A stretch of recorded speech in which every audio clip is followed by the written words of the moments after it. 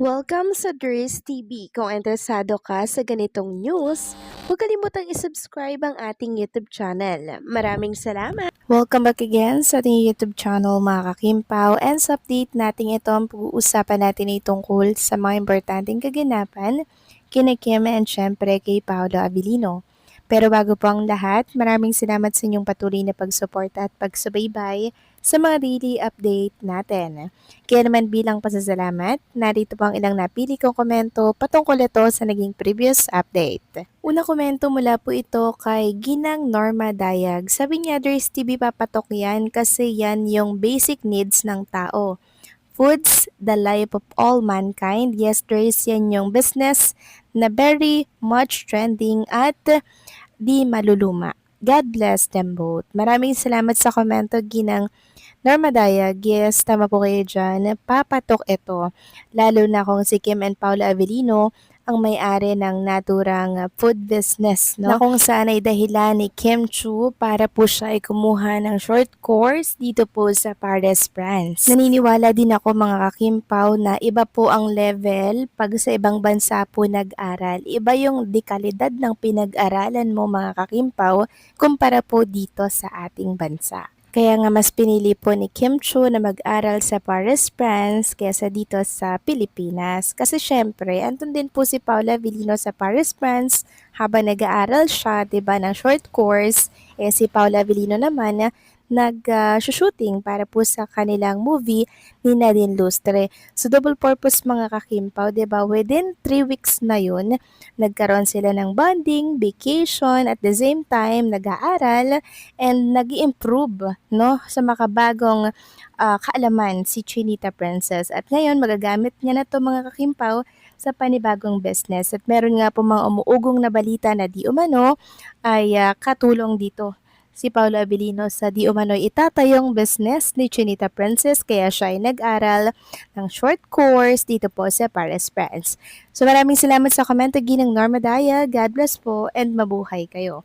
Next comment naman mula po kay Ginang Alice Mantak. Sabi niya, yes Dries, tama ka.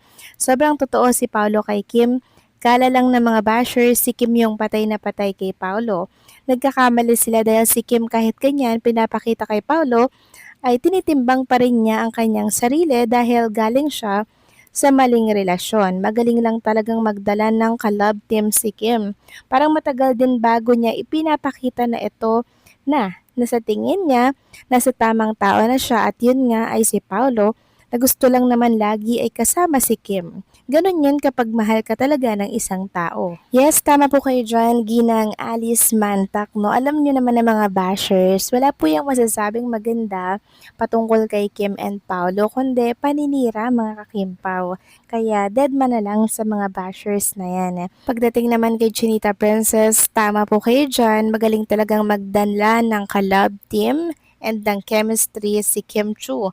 Kasi biruin nyo yun mula po kay Gerald Anderson, kay Sian Lim, sobrang pumatok ang tambalang yan. At ngayon naman, tambalang Kim Pao na talaga namang mas pumatok sa masa. Kaya until now mga kakimpaw, namamayagpag ang mga project na meron si Kim and si Paolo. Yun ay dahil sa unity, pagtutulungan po ng isa't isa sa kanilang dalawa, kaya hindi po sila naluluma, kaya hindi po sila nalalaos at palagi po silang in at kayang-kayang makipagsabayan sa mga batang love team, sa mga Gen Z, dahil nga po sa dala nilang chemistry sa isa't isa. So maraming salamat sa komento, Ginang Alice Mantak. God bless po and pabuhay kayo. So ito na nga, pag-usapan na natin ang mga balita po na nakalap natin sa hapong ito. Tunahin na nga nating pag-usapan ang tungkol sa ganap kay Chinita Princess. So kanina present siya sa It's Showtime wearing a pink skirt.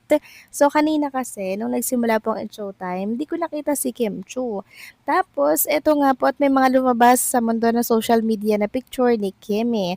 So siguro lumabas po siya sa kalaghatian ng naturang programa, kasi ako nanonood ako kanina nang nagsisimula pa lamang po ang It's Showtime at wala akong nakitang Chinita Princess doon. Pero nung kalaghatian na lumabas na po si Kim Chu. Samantalang next topic naman, pag-usapan naman natin ang tungkol dito sa palaro po or pa-game ng ilang Kim Pao group para po yan sa World Tour ni Kim and Paolo. Sabi nga dito, good morning KPs, are you ready for Kim Pao Paandar? Let's get ready to spread some good vibes in the fandom. Edit, post, spread the word about Love Kim Pao and get a chance to win Gcash prizes. Join each week for more chances of winning. So ano ba yung mechanic? Sabi nga dito, compile videos of Kim Pao performances on shows outside the Philippines. Incorporate any hashtag Love Kim Pao promo material, picture or video. Video must not exceed 90 seconds. Post on all your social media account. The most number of engagement win. Prizes in Gcash, first runner-up po is 500. Second runner-up, 400 pesos. At third runner-up, 300 pesos. 5 non-winning participant will get a chance to win 200 each by a raffle draw on the final week. This hashtag Kimpaw Paandar will have a 4-week run, posting every weekend starting at 12 a.m. on Saturdays ending on Monday 12 noon. Use the poll tag hashtag and love Kimpaw World Tour, tag Kimpaw Toss. Winner will be announced on Tuesday at 10 a.m. Samantalang next topic naman, pag-usapan naman natin mga kakimpawang tungkol dito sa ganap kay Kim and Paula Avellino sa Paris, France na hindi po nakaligtas sa isang netizen na nakakita po kay Kim and kay Paulo na magko-holding hands daw. Sabi kasi nung mama niya, are they dating? Bakit sila magkasama? 'Di ba si N ka-partner niya sa movie? Then sabi po nung nakakita, hindi ko alam, wala pa namang inaamin na sila basta magka-holding hands sila.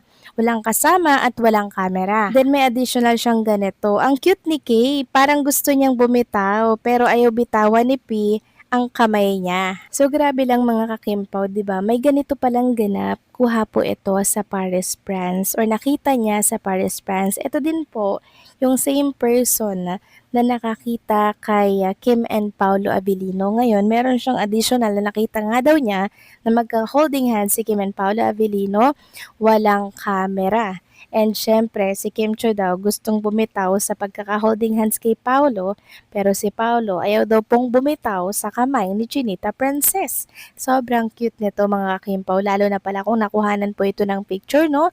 Siguradong magbabayolet na naman ang mga bashers sa good news na nalaman po natin mula sa isang netizen na nakatira po dito sa Paris, France. Sobrang nakakatuwa to dahil behind the camera mga kakimpaw or sa likod ng camera, ito pala yung ganap. Sobrang sweet nila together. And I'm sure sobrang saya na naman ng mga Kimpaw fans, lalo na po ang mga seniors sa good news na to na ating hatid. So kayo ba, anong masasabi nyo dito mga kakimpaw? Please comment down below.